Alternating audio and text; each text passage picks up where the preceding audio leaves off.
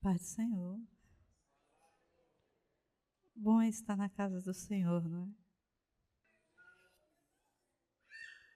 Vamos ler a palavra do Senhor em 1 Samuel, capítulo 4. 1 Samuel 4:4. Enviou, pois, o povo a Siló, e trouxeram de lá a arca da aliança do Senhor dos Exércitos, que habita entre os querubins. E os 2 filhos de Eli, Ofni e Finéias, estavam ali com a arca da aliança de Deus. E sucedeu que, vindo a arca da aliança do Senhor ao arraial, todo o Israel gritou com grande júbilo, até que a terra estremeceu. Verso 10. Então pelejaram os filisteus, e Israel foi ferido, fugindo cada um para a sua tenda. E foi tão grande o estrago que caíram de Israel 30.000 homens de pé. Amém? Podem sentar, amados. Eu não pretendo fugir do tema proposto, até porque no decorrer da nossa conversa vocês vão entender que nós estamos no tema proposto. Amém? Mas eu gostaria que nós pensássemos um pouco a respeito desse texto que nós lemos. É uma história talvez conhecida por muitos aqui. Israel foi para a peleja, e a arca do Senhor, que ficava em Siló, que ficava na tenda que representava o templo, representava a presença de Deus. Tanto é que ficava ali no Santíssimo Lugar, e só o sacerdote entrava ali, e era um objeto sagrado que representava a presença do Senhor no meio do povo dele. Israel foi para a peleja e viu que estava perdendo para os filisteus. Mandou alguém ir a Siló e buscar de lá os 2 sacerdotes e a arca. E o que aconteceu quando eles trouxeram esta arca para o meio do arraial? O povo todo se alegrou. Houve um grande culto. Houve um culto animado. O povo gritava, o povo cantava, tocava as harpas, de modo que os filisteus começaram a se espantar e falar: ai de nós, porque os deuses desse povo desceram no arraial. Vai acontecer conosco o que aconteceu com o Egito. O que faremos? Mas então, alguém percebeu que estava alguma coisa diferente. E então alguém falou: não, se animem, criem força e invistam contra Israel, porque não vai acontecer o que aconteceu lá no Egito. Nós vamos vencer Israel. E o que aconteceu, nós acabamos de ler aqui. Os filisteus pelejaram contra Israel. Israel foi ferido, fugiu cada um para a sua tenda. E o que aconteceu é pior ainda. Mais adiante, registra que os filisteus não só mataram mais de 30.000, como levaram também a arca da aliança. Samuel, que estava velho, Eli, que estava velho, Samuel estava novo, quer dizer, Eli, que já estava velho, sentado na cadeira lá em Siló, aguardando uma resposta, talvez boa, porque afinal levaram a presença do Senhor para o meio da guerra. Chega alguém e fala: Eli, não tenho boas notícias. O povo perdeu a guerra. Eli então Que triste, né? O povo perdeu a guerra, muita gente morreu. Tenho outra má notícia. Seus 2 filhos, Ofni e Finéias, vieram a falecer. Morreram na guerra. Eli também sentado, muito triste. Que triste essa notícia. Mas eu tenho uma pior. Levaram a arca da aliança. Eli, então, com aquela notícia, cai, quebra o pescoço, morre. Mulher de Finéias, que estava grávida, ao saber dessa notícia, começa as dores de parto e falece. Mas antes de falecer, dá um nome ao seu filho e acabou. Foi-se a glória de Israel. O que eu quero com essa sucinta história que eu contei para vocês? Tentei resumir. Eu quero que você comece a analisar comigo o cuidado que devemos dar à presença de Deus. Qual é o cuidado que você deve ter com a presença de Deus? Nós tivemos aqui nessa história algumas situações com a presença de Deus, porque eu disse que a arca não era a presença de Deus. A arca representava a presença de Deus. Mas muitos ali começavam a enxergar a arca como a própria presença.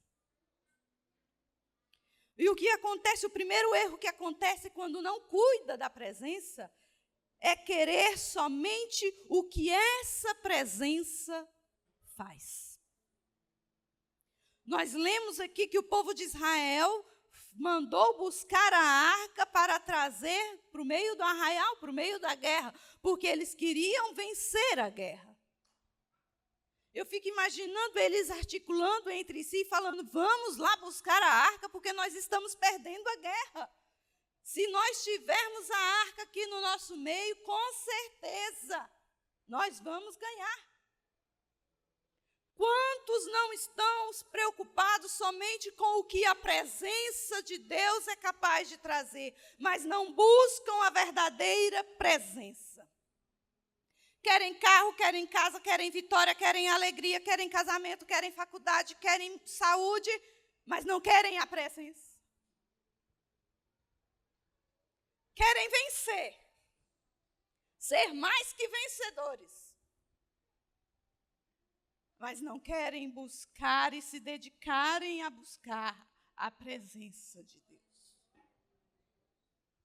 Muitos se importam somente com o que o Senhor é capaz de fazer, com o que o Senhor é capaz de dar. Mas quando a palavra do Senhor diz, amarás o Senhor teu Deus de todo o teu coração, de todo o teu entendimento, com toda a tua alma e com todas as tuas forças.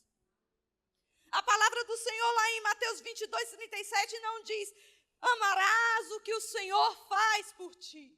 Amarás o que o Senhor proverá na sua vida. Amarás o que o Senhor é capaz de fazer. Amarás o poder do Senhor. Amarás o agir do Senhor. Não! Lá em Mateus 22:37 diz, amarás o Senhor teu Deus. Imagine você comigo um relacionamento, uma relação em que a outro só quer o que você é capaz de dar para ele, mas pouco se importa para o que você é, pouco se importa em te conhecer, pouco se importa em conversar contigo, pouco se importa em se dedicar algum tempo contigo, mas ele quer o que você é capaz de dar para ele. Imagine você comigo esse tipo de relacionamento. O povo de Israel estava nesta situação. Tragam a arca, tragam a arca. Nós queremos vencer a guerra. Ninguém falou assim, tragam a arca, nós queremos a presença de Deus em nosso meio. Tragam a arca, nós precisamos adorar o Senhor em espírito e em verdade. Mas falaram, tragam a arca e os sacerdotes, porque nós precisamos vencer esta guerra. querem somente o que a presença faz. Mas sabe o que aconteceu? Eles caíram no segundo erro de quem não tem cuidado com a presença. Pensar que ainda tem a presença. Quando eu falava com o Senhor durante essa semana, eu apanhei muito essa semana. Aguenta vocês aí, porque eu apanhei demais, agora é a vez de vocês. Eu falei muito com o Senhor, falei, Senhor, tenha misericórdia de mim, Senhor. E eu chorei compulsivamente. Porque a palavra do Senhor em Mateus 15:3 diz assim, olha, este povo me honra com os lábios, mas o coração está longe. E no mesmo livro, no capítulo 7, 22, diz assim, olha, muitos me dirão naquele dia, Senhor, Senhor.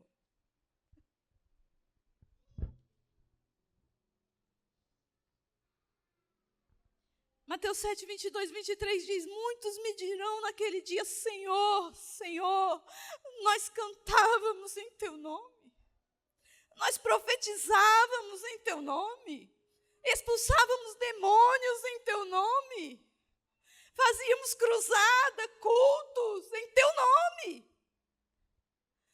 E o próprio Jesus disse que naquele dia Ele dirá a muitos, apartai-vos de mim. Eu não vos conheço. E eu falava, Senhor, tenha misericórdia do Teu povo, da Tua igreja, tenha misericórdia de mim, Senhor. De viver uma vida iludida, achando que está agradando ao Senhor, mas o coração está longe. De viver uma vida iludida, achando que a presença do Senhor está contigo e vai se surpreender quando chegar no grande dia e o Senhor falar, eu não te conheço. Tenha misericórdia dessa igreja, Senhor. Eu quero que você desperte nesta noite. Eu quero que você tome um remédio de realidade nesta noite. Se fosse possível, um comprimidinho chamado realidade, para você tomar nesta noite. Eu te daria para que você tomasse, porque nem todos que pensam que estão com a presença de Deus realmente estão com ela. Essa é uma realidade difícil de digerir, mas que é necessária. Estão cantando, estão orando, estão vindo à igreja todos os cultos, todos os domingos está marcando presença. Faz culto de ação de graça. Lê o devocional Pão Diário todo dia, mas o coração está longe.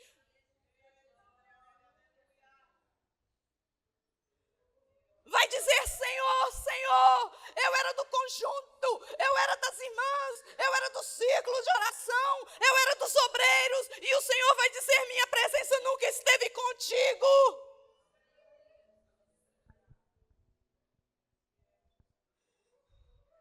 Tenha misericórdia, Senhor, tenha misericórdia. Traga uma arca para o meio do arraial. Vamos fazer o culto alegre. Toquem aí os tambores, as buzinas, os símbolos, as harpas. Façam barulho, a presença de Deus está no meio de nós. Aí sabe o que os inimigos fizeram? Ao invés de fugir, eles investiram contra Israel.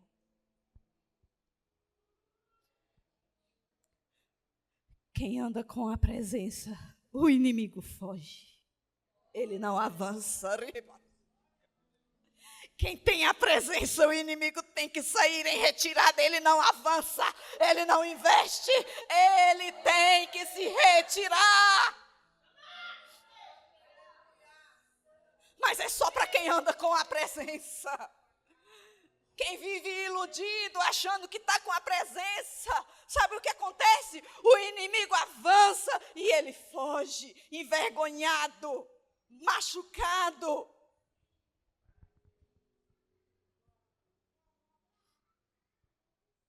Pensar que ainda tem a presença. Nós temos na Bíblia a história de alguém muito conhecido chamado Sansão. Sansão viveu do jeito que ele quis. Do jeito que ele quis.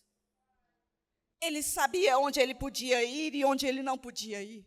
Ele sabia o que podia tocar e o que não podia tocar. Ele sabia com quem ele deveria se relacionar e com quem ele não deveria se relacionar. Mas ele fez só o que ele quis. Viveu da forma que ele quis.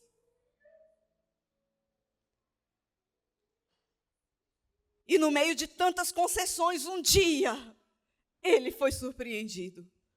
Procurou a força e não tinha mais.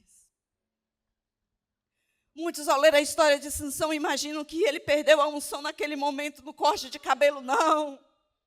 Ele já havia perdido há muito tempo. Mas ele não se deu conta disso. Ele não se deu conta da situação em que ele se encontrava. Eu quero que você olhe para a sua vida hoje. Examine-se, pois, o homem a si mesmo. Deixe de viver iludido. Só porque você canta e se emociona com um hino, quer dizer que você tem a presença? Não. Isso é emoção. Um hino bem tocado, uma música bem tocada, um instrumento bem tocado vai te emocionar da mesma forma. Não se iluda, a presença de Deus traz mudança de vida. A presença de Deus faz você desejar ter Ele perto de você. A presença de Deus faz você querer não magoar o Espírito Santo, para que Ele não venha se afastar de ti nem por um minuto. A presença de Deus faz você querer renunciar a si mesmo. A presença de Deus faz você renunciar a si mesmo.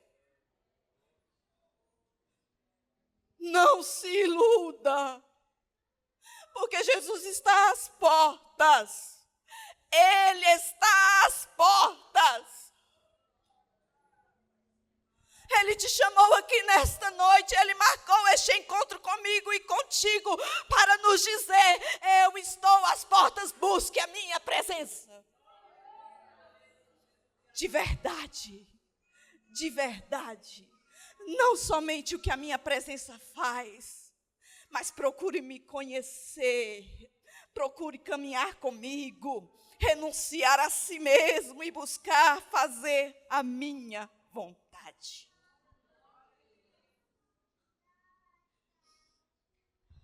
Pensar que ainda tem a presença.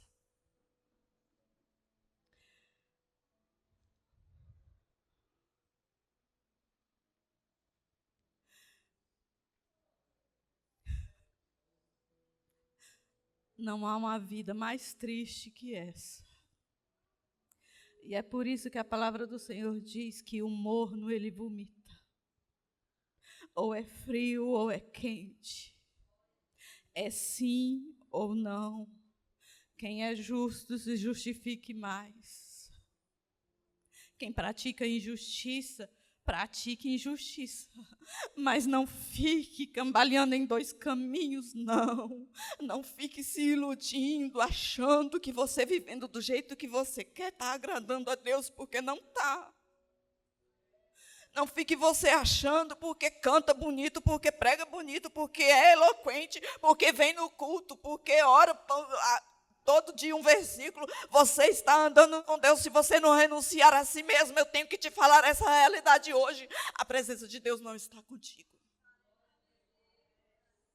Se você não consegue renunciar a si mesmo, a presença de Deus não está contigo. Vai acontecer de ir para a batalha e sair envergonhado.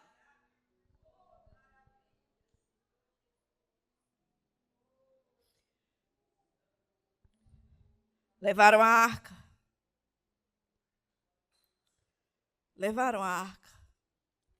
Os filisteus então vão com a arca para Asdod, Gate, Ecrom. 7 meses passam com a arca lá. Todo mundo adoece, muita gente morre, os ídolos são quebrados.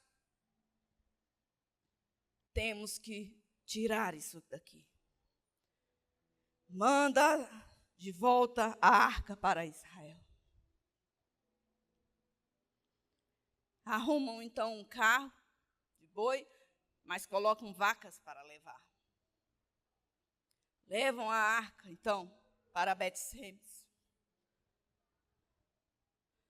Quando a arca chega em Bet-Semes, lá 7 homens morrem. Porque olharam para a arca. Levam, então, para Kiriat Jearim. Leva para a casa de Abinadab. Lá a arca fica 20 anos guardada. Não acontece nada. Não tem mais culto, não tem mais louvor, não tem mais profecia. 20 anos. Não acontece nada. Então Davi se levanta como rei. Se reúne com o povo e fala: nós vamos buscar a arca. Só que acontece que Davi coloca ali um carro de boi novo. Novo. E os bois para levar a arca. O que acontece? Uzá morre. Outra morte. E aí você pode perguntar, mas o que deu errado dessa vez? Por que Deus não castigou os filisteus quando colocaram a arca no carro e levaram com as vacas? Mas matou Uzá porque tentou segurar a arca quando ela caía do carro de boi que Davi separou. O carro era novo, os bois eram novos. Tinha louvor, tinha música, tinha alegria. Tinha culto. O segredo do Senhor é para os que o temem. O Senhor, Ele tem compromisso com quem tem compromisso com Ele. Quando você assume esse compromisso com Ele, você aceita os termos que Ele estabeleceu para este compromisso. Os filisteus não tinham compromisso algum com Deus, mas o povo de Israel estabeleceu um concerto com Ele. E nesse concerto foi estabelecido como que deveria ser o culto, como que deveria ser a adoração, como que deveria ser levada a arca, como que deveria ser levantado o templo, como que deveria ser as ofertas, como que deveria ser os sacrifícios. O povo de Israel tinha um concerto com Deus e esse concerto tinha termos pré-estabelecidos. Isso é que acontece quando o culto tenta imitar o mundo. Quando o louvor tenta imitar uma música pagã.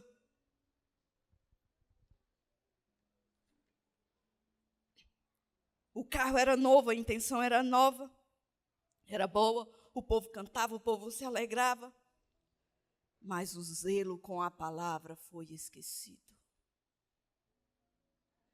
Havia uns termos pré-estabelecidos. A arca deveria ser levada com os varais pelos levitas. Levita não é boi. Boi carrega tudo. Boi serve para muita coisa. Levita é separado do Senhor. Levita é separado para estar servindo na casa do Senhor. Levita não é boi que leva tudo nas costas, no carro, não. Levita é para levar a arca. Levita é para zelar pela presença de Deus. Você não é boi, você é levita.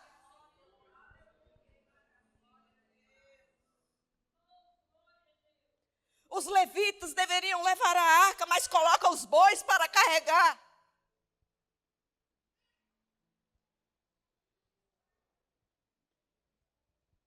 Quando aceitamos a Jesus, aceitamos os seus termos. E Ele é um Deus zeloso. Não precisa prestar adoração imitando o culto. Vamos fazer um culto melhorado. Davi queria fazer um culto melhorado. Se você for lá em 1 Samuel 6, você vai ver que os filisteus colocaram num carro e colocaram vacas para levar. Davi pensou, vamos fazer diferente, vamos fazer melhor. Porque afinal nós não somos o mundo. Nós não somos como os filisteus, nós somos povo de Deus. Vamos colocar então em um carro novo. Vamos pegar bois novos. Vamos colocar a arca ali. E o Senhor diz, desse culto eu não recebo. Oh, minha presença não vai aí não. A minha presença é carregada por levitas. A minha presença é sentida no meio do meu povo. A minha presença não é de qualquer jeito, não. Não é de qualquer jeito, não. A minha presença, ela tem que ter zelo. Na minha presença tem que ter santidade. Na minha presença tem que aceitar os meus termos. É do meu jeito.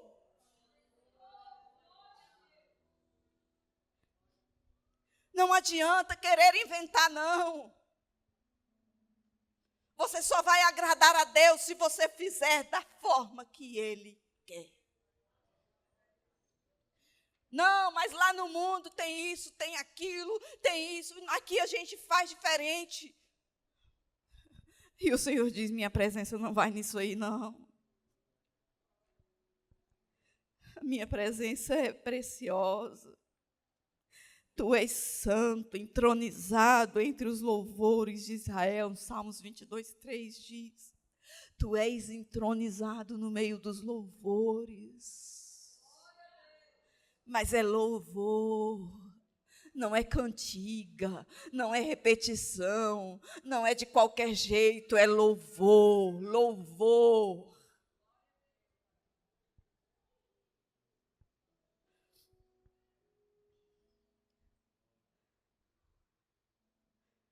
Muito cuidado com a presença de Deus. Ficou 20 anos na casa de Abinadab. Nada aconteceu. A presença de Deus estava ali, mas era ignorada. Todo dia, talvez, passavam por lá. O que é isso que está dentro desse quarto? É a arca do Senhor, ninguém entra lá. De vez em quando entra, dá uma limpeza, sai. O que tem na casa de Abinadab? Ah, é a arca do Senhor, está guardada lá. Como foi o culto hoje? Ah, foi. Teve 2 louvor, alguém pregou, foi bom o culto. Como que foi a oração hoje? Foi boa. Tinha muita gente.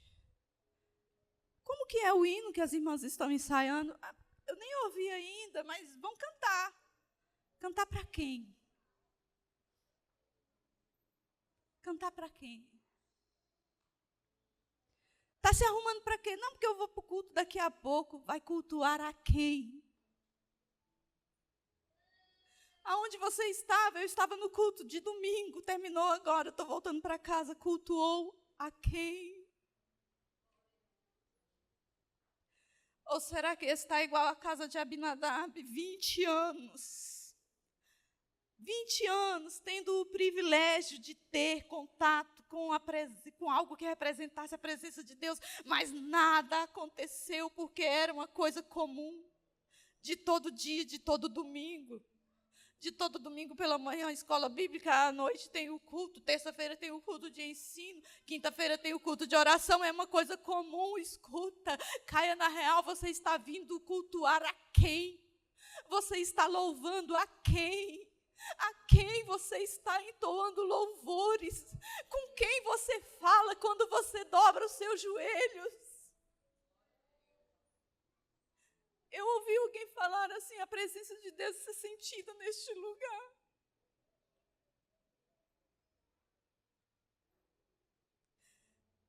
Se a presença de Deus ela é real no lugar onde você está, não tem como você ficar da mesma forma. Não, tem não, tem não. Se você zela e você deseja a presença de Deus, você não tem como ficar da mesma forma. Você fala, Senhor, me perdoe. Eu preciso mudar, eu preciso ser crente. Senhor, me perdoe, a sua presença ela está aqui, eu preciso cultuar a Ti nesta noite. Senhor, me perdoe, a Tua presença se faz aqui, eu preciso ofertar a Ti um culto.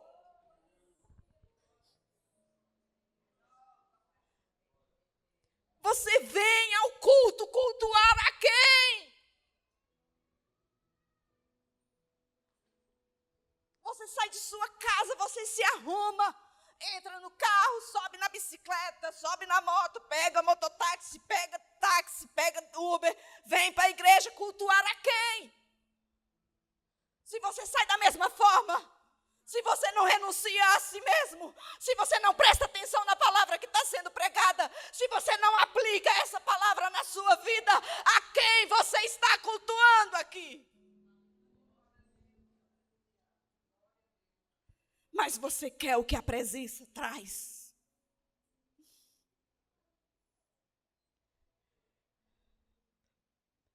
Eu fico imaginando uma noiva, é por isso que a palavra de Deus nos compara a uma noiva, que está desejando o noivo, desejando o encontro com o noivo.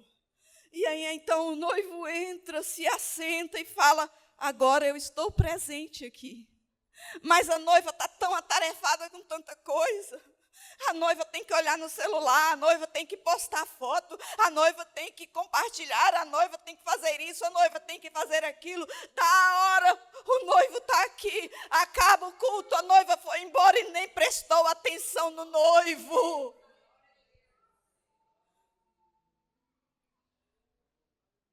Que presença é essa?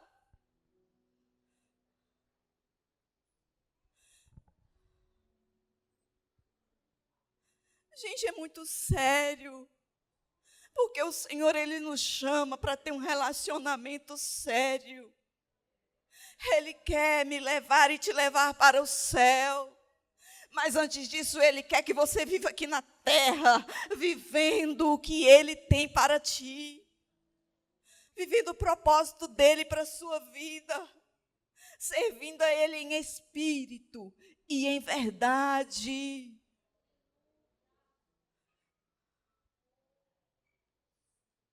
Em espírito e em verdade.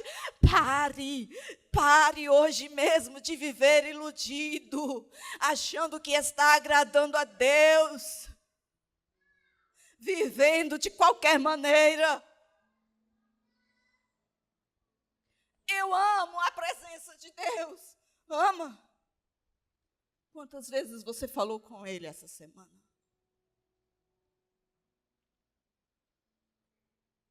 Eu amo a presença de Deus, ama. Quantas vezes você negou os seus desejos? Quantas vezes você negou a si mesmo para viver a vontade dEle na sua vida?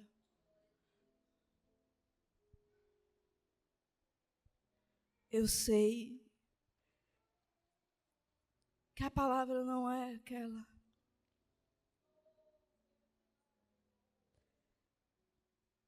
Mas em Oséias 6:1 diz assim, vinde, coloca por favor, vinde, voltemos ao Senhor, porque Ele nos despedaçou e nos sarará. Vinde, voltemos ao Senhor. O caminho de volta é arrependimento. O caminho de volta é arrependimento. É por isso que lá em Apocalipse diz, olha, volta. Volta lá onde caíste. Pratica as primeiras obras. O caminho de volta é arrependimento. Não existe um evangelho que não fale em arrependimento. O verdadeiro evangelho proclamado, ele tem que te convocar ao arrependimento. Arrepende. Vinde, voltemos ao Senhor, porque Ele nos despedaçou e nos sarará. Fez a ferida e a ligará. Depois, ao terceiro dia, nos levantará e viveremos diante dEle. Conheçamos e prossigamos em conhecer ao Senhor. Como a alva, a sua vinda é certa, e Ele descerá sobre nós como uma chuva seródia que rega a terra. Vinde, voltemos ao Senhor. Ele abriu a ferida, talvez esteja doendo, mas Ele mesmo sara. Talvez esse choque de realidade tenha machucado, mas Ele vem com o bálsamo. Ele diz, vinde, voltemos ao Senhor. Eu machuco para sarar. Eu abro a ferida para curar. Porque Ele faz a ferida e Ele mesmo a ata. Ele fere as suas mãos e as suas mãos curam. Ele tem cura para você. O Senhor está falando, volte. Ainda há tempo. Volte. Não somente a buscar a presença do Senhor, mas a desejar a presença do Senhor. O Senhor estava falando comigo sobre a parábola do filho pródigo, lá quando eu viajei lá para a casa da mãe. E o Senhor falou comigo assim, muitos estão vivendo como jornaleiro. Aquele filho, quando decidiu voltar para casa, ele disse, quem sabe me aceite como jornaleiro. Eu vou pedir para ser jornaleiro. Sabe qual era a função do jornaleiro? Era diária. É por isso que o nome é jornaleiro, porque era jornada. Era por jornada. Trabalhava 1, 2 horas, 3 horas, 1 dia, 2 dias. Não tinha vínculo. E o Senhor falava comigo. Muitos estão querendo viver como jornaleiro, mas eu chamei para ser filho. Muitos estão na casa do Senhor vivendo como jornaleiro. Um dia está bem, outro dia não está lá aquelas coisas.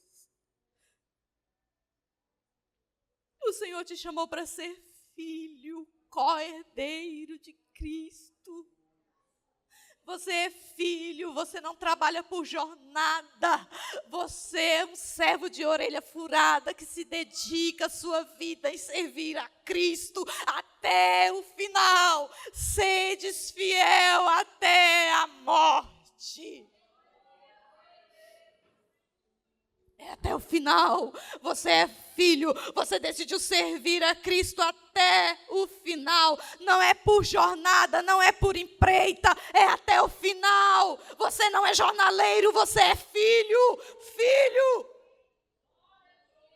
E filho ama a presença do Pai.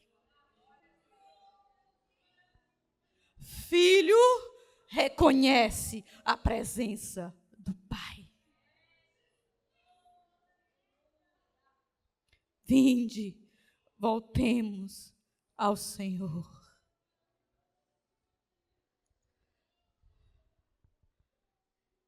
Não queira só o que a presença traz. Não viva iludido, achando que está com a presença. E não ignore essa presença. Te convido a ficar de pé.